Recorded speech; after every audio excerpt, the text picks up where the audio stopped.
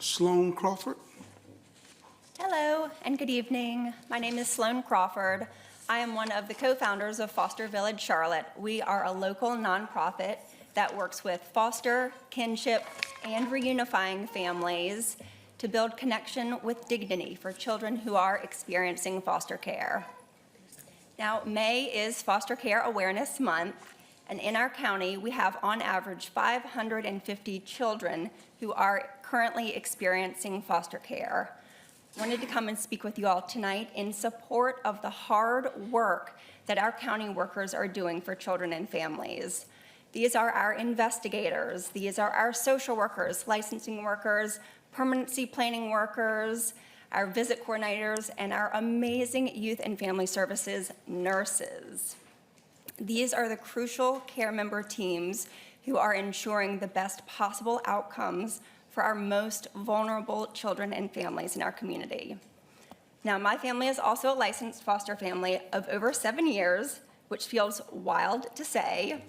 We have welcomed many children into our home, and I wanted to tell you about a very special case we had with a child who was very medically fragile, and with the unwavering support of his social worker, his youth and family services nurse, his parents were able to be by his side during his treatments, keeping that familial bond in support of all the work they were doing.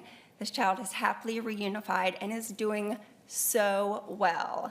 But that would not be possible without the work of our social workers and foster families in the community.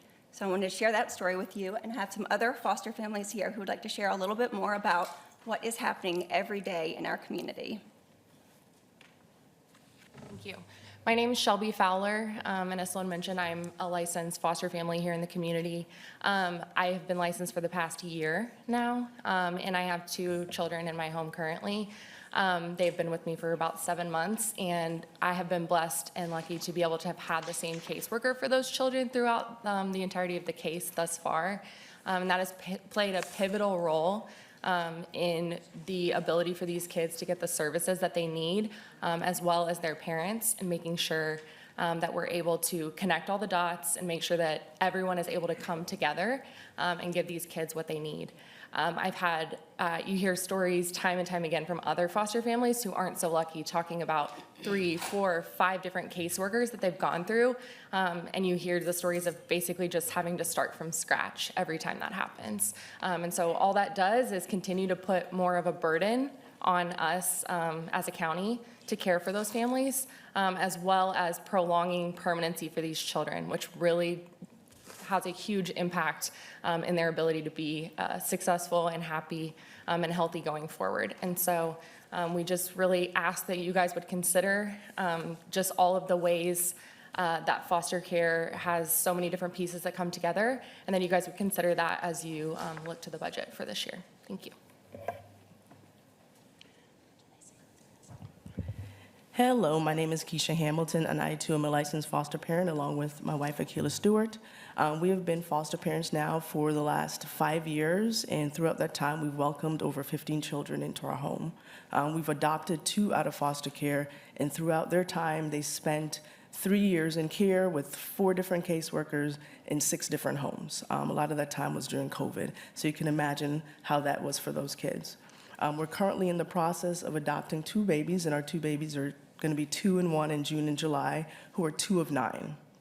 Thankfully, they've had the same caseworker for the last 5 years that have worked to get all 9 in permanency.